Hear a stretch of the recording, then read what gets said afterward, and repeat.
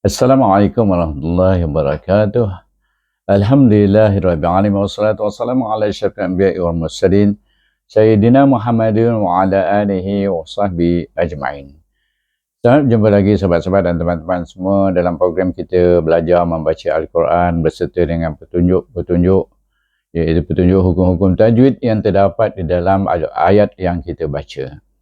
Kali ini kita membaca juzuk yang iaitu yang keempat, surah yang ketiga, surah Ali Imran, dan kita akan membaca ayat yang ke-180. Kali ini ada perbezaan, ya. Mungkin ramai yang meninggalkan pembelajaran ini dengan sebab tidak berapa hanya membaca dan kemudian menjelaskan secara verbal, iaitu secara lisan, tentang hukum-hukum tajwid yang terdapat pada ayat tersebut. Kali ini saya membuat perubahan sedikit, iaitu saya akan menulis setiap hukum dan harakat bagi bacaan hukum tersebut. Jadi sama-sama kita melihat bagaimana membaca huruf-huruf ayat-ayat Quran, kalimah-kalimah itu dengan berpandukan hukum tajwid yang saya jelaskan dan juga yang tertulis, yang telah saya tuliskan dengan warna merah itu. Baik, sama-sama kita perhatikan. Baik, kita bermula dengan kalimah yang pertama, kalimah wala. Wala ini, lam alif itu adalah huruf mad asli sebab sebelum alif ada baris di atas. Jadi kita baca dua harakat. Wala, satu, dua. Kemudian kita jumpa kalimah yahsabanna. Baik. Ya dengan ha tu gabungkan saja. Sin baris di atas. Ban. Baik. Di sini nun bertasydid kita baca ban. Wajibul gunnah dua harakat. Kemudian nun itu baris atas kita berjumpa dengan kalimah bermula dengan alif lam syamsiah, iaitu huruf lam adalah huruf syamsiah, kita baca dengan idgham syamsi iaitu is. Wajib bergunah wajib wj 2 wajib bergunah, jadi kita wajib dengungkan dua harakat. Kemudian is idgham syamsi kan huruf nun dengan huruf lam, jadi bunyinya nal, kerana huruf lam itu adalah huruf syamsiah sebab alif lam syamsiah itu ada huruf yang bertasydid iaitu huruf lam. Baik, kemudian kita jumpa dalam lazina tu zi, kalimah lazina zi itu adalah mad asli sebelum ya baris bawah, dia baca dengan mad asli dua harakat. Baik, saya pergi ke sebelah kiri, ya lebih mudah katakan kita membaca Rumi itu tulisan yang tentang hukum itu daripada Rumi. Baik, kita pergi ni. Baik, daripada sebab kita nak pergi ke hujung ya. Ya bakhaluna. Perhatikan ba adalah huruf qalqalah. Apabila dia mati kita dalam tengah-tengah kalimah, maka kita baca dia dengan qalqalah sughra. Ya bakhaluna. Lantunan tu lebih kecil dibanding dengan kubra.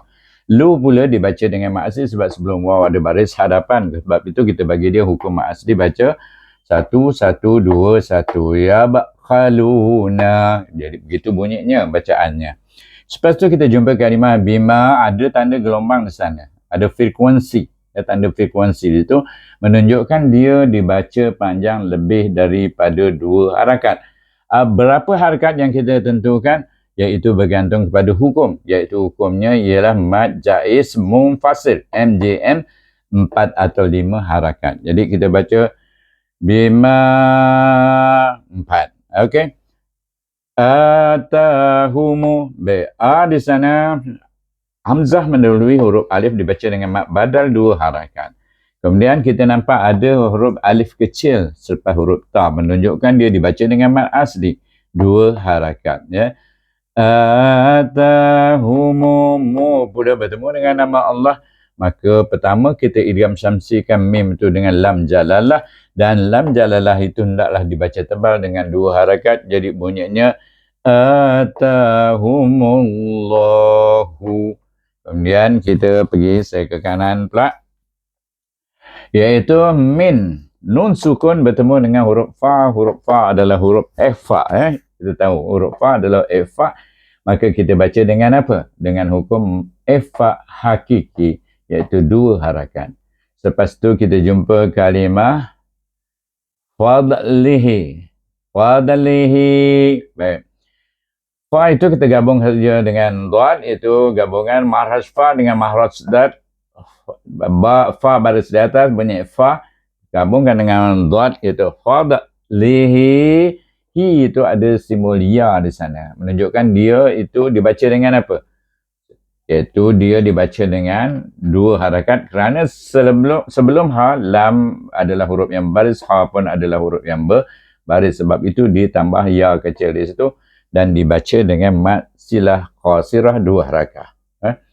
Lepas tu kita jumpa kalimah huwa satu-satu saja. Bunyinya suku kata hu, suku kata wa. Kemudian kita jumpa khairan. Baik, khai itu dibaca dengan lin sebab ia sebelumnya baris di atas. Ataupun kalau kita lihat resam Osmaniyah, ya baris mati, dia dibaca dengan lin. Kan itu saya tulis hukum lin di atas ya itu. Kemudian tanwin bertemu dengan kalimah lahum iaitu lam. Bila tanwin bertemu dengan lam, apa bacaannya? Dia tidak boleh didengung. Idgham bila gunnah, tanpa dengung. Cuma idramkan ra kepada huruf lam, tukar ra baris 2 kepada ra baris 1, bunyinya rol. Rol lahum. Baik, mim itu disukunkan bila kita wakaf. Baik, kalau wasal pula macam mana kita nak baca? Iaitu mim sukun bertemu dengan ba, baca dengan ikhfa syafawi. Iaitu ikhfa syafawi, dua harakat kalau wasal. Kalau wakaf, WQ, kita baca terus saja, iaitu izhar syafawi, ISH, bukan ISN, ISH, izhar syafawi. Baik. Selepas tu kita jumpa kalimah bal. Kalau kita sambung tadi macam mana baca? Khairal lahum, lebih kepada bunyi mim. Itu dipanggil ikhfa syafawi. Kalau kita sambung bal, baru kita bal huwa, bal gabungan ba dengan lam yang mati, bal huwa sama juga suku kata satu-satu. Syarrun, baik, syar iaitu shin kita tasdidkan dengan huruf ra, syar. Kemudian ra baris 2 depan bertemu dengan lam, tanwin bertemu dengan lam, baca dia juga dengan idgham bila gunnah, tukar baris 1, baris depan 1, rul lahum, hum mim mati, baca dengan izhar syafawi. Selepas itu kita jumpa kalimah sayutawakuna, sayutawakuna. Perhatikan ada apa? Tau itu dibaca dengan lin. Sebab sebelum waw itu baris atas. Waw ni ada bertasdid, dia ada dua. Satu waw mati, satu waw baris atas. Jadi ta itu bertemu dengan waw yang baris mati. Dan sebelumnya baris atas, maka kita baca tau itu dengan lin. Kemudian khu dibaca dengan mad asli sebab sebelum waw baris depan. Okey, jelas. Penjelasan ini jelas. Jadi siapa yang tak ikuti hukum tajwid ni, dia rugilah. Baik, saya mohon semua ajak kawan-kawan lain untuk belajar. Selepas program ini, saya akan sentiasa menghidangkan ilmu dengan hukum tajwid yang bertulis di setiap kalimah, suku kata dan kalimah yang ada hukum-hukumnya. Baik. Kemudian ma tadi mad asli. Mim alif sebelum alif baris di atas. Kemudian bakhilu satu-satu, lu mad asli 2 harakah. Kita tahu sebelum wa baris depan adalah mad asli. Saya tuliskan mad asli MA. Kalau orang putih, kalau Indonesia A ni A. Ma 2. Iaitu bakhilu mad asli, baca lu 2 harakat, 1-1-2. Kemudian bihi, hi, sepanjangkan hi itu 2 harakat juga dengan hukum mad silah qasirah. Sama dengan tadi di sini hukumnya. Dia tak payah jelaskan, ada tulis saja. Mad silah qasirah 2 harakat. Bihi, kemudian yauma. Yau dibaca dengan lin sebab waw di atasnya ada tanda mati, atau sebelum waw sukun ada baris atas. Baik, saya pergi belah sana pula. Okey. Nampak baik, yauma. Baik. Jadi tadi dah baca dengan lin yau. Kemudian ma itu pula baris atas bertemu dengan alif lam apa ini? Ini alif lam qamariyah. Bukan sebab huruf qaf itu. Huruf qaf itu adalah huruf qamariyah. Bukan kerana dia qaf, memang dia huruf qamariyah. Jadi kita baca dengan izhar qamari. Tak ada harakat. Baca satu harakat. Yaumal. Baru khia, ya dibaca dengan mat asli sebab ya itu ada alif yang menompang dia, alif kecil. Jadi kita baca ya itu dengan mat asli suku kata ya. Kemudian mim di atas ma, kemudian ta itu apakah kita awalnya wakaf, maka kita wakaf kat sini, kita baca dia dengan ha. Ha, jadi tukarkan huruf ta ini kepada ha dhamir, jadi kita baca yaumal qiyamah. Jadi bunyinya ha, iaitu mahras pangkal halkum. Daripada mim pergi bibir pada pangkal halkum. Mutabang bidain, madu mahras yang jauh. Lepas tu kita jumpa walillahi. Baik. Oleh kerana nama Allah ni lillahi, dia bermula dengan lam baris bawah, maka kita baca walil dengan nipis dua harakat. Walillahi. Jadi lam tu nipis baca lam jalalah itu. Kemudian mirasu. Mirasu, mi sebelum ya baris bawah, mat asli dua harakat. Ra pula ada alif kecil di situ, baca juga mat asli dua harakat. Kemudian su dia tu ada is, menunjukkan dia bertemu dengan alif lam syamsiah, sebab sini is adalah idgham syamsi.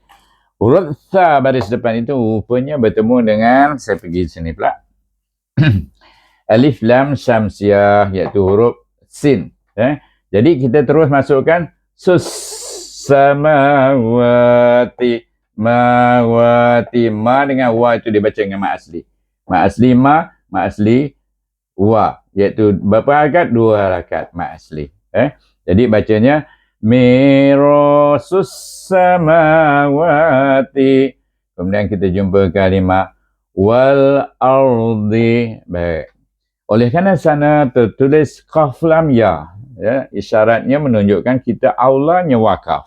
Jadi bila kita wakaf, perhatikan tadi kita dah jelaskan tentang kalimah as-samawati. Kemudian kita pergi pada kalimah wal ardi, di mana kita bila sukun, baik kita pergi sini dulu.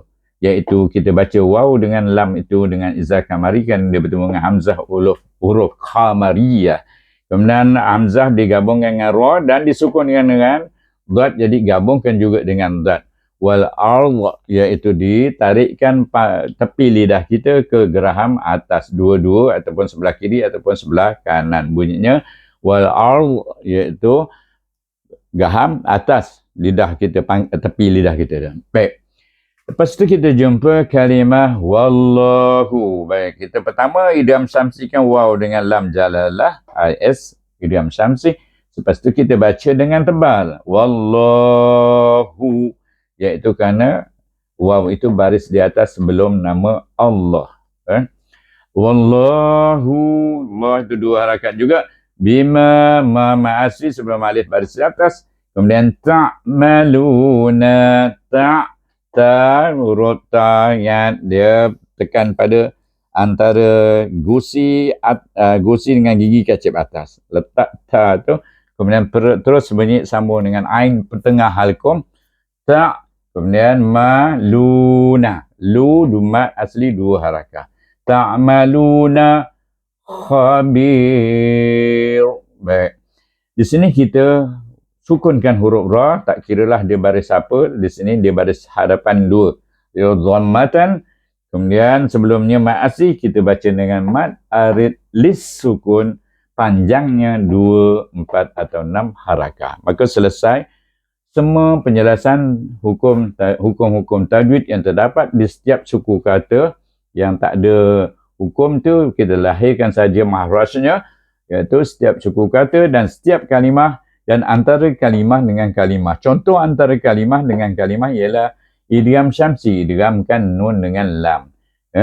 Idgham, kemudian izzah kamari, iaitu waw itu kita idghamkan dengan huruf lam dengan jelas, iaitu bunyinya seperti melihat bulan, boleh kita lihat, iaitu wal, di mana alif lam itu berfungsi lam itu.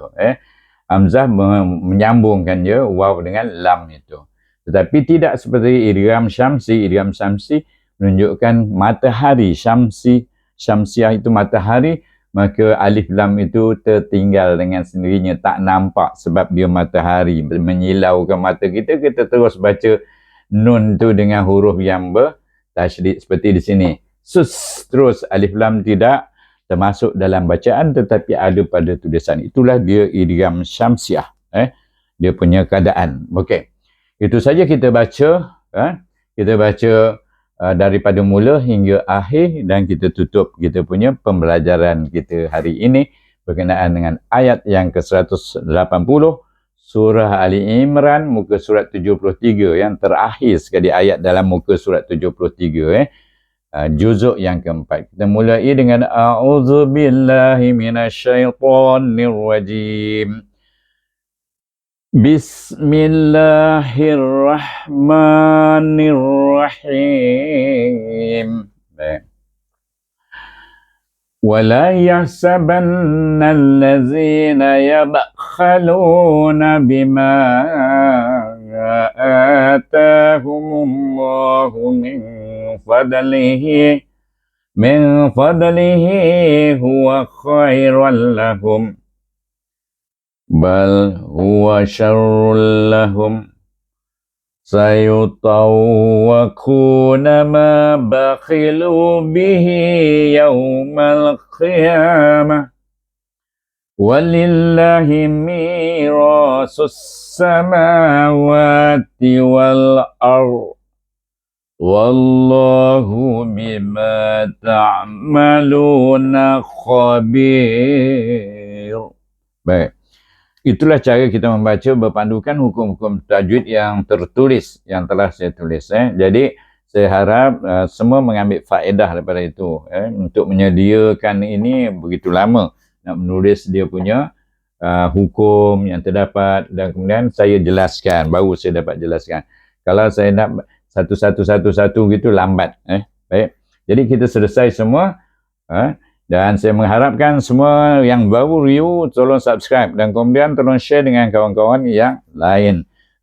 Mudah-mudahan dengan perbuatan saya mengajar, menyampaikan ilmu, sahabat-sahabat yang menerima ilmu ini dan kemudian share, mengajak orang lain untuk sama-sama menuntut ilmu ini, mudah-mudahan Allah cucuri rahmah kepada kita semua. Kita semua dan keluarga kita. Dan juga diberkati usaha kita ini. Dan rezeki-rezeki yang kita terima dari Allah SWT diberkati. Dan yang paling penting ialah kita mendapat maghfirah Allah, iaitu kita bertaubat. Jadikan kita orang-orang yang bertaubat sebelum kita mati. Dan maghfirah Allah, pengampunannya selepas kita mati. Supaya kita semua yang belajar tentang wahyu Allah ini wahyu Allah, bukan main-main punya. Iaitu kita membaca wahyu Allah. Kita belajar nak membaca wahyu Allah dengan tartil yang diperintahkan oleh Allah dalam Al-Quran. Kata silap saya ayat keempat surah Al-Muzammil. Kalau tak silap, insyaAllah. Baik. Dengan itu, saya tutup dengan wabillahi taufiq wal hidayah. Wassalamualaikum warahmatullahi wabarakatuh. Selamat berjumpa lagi.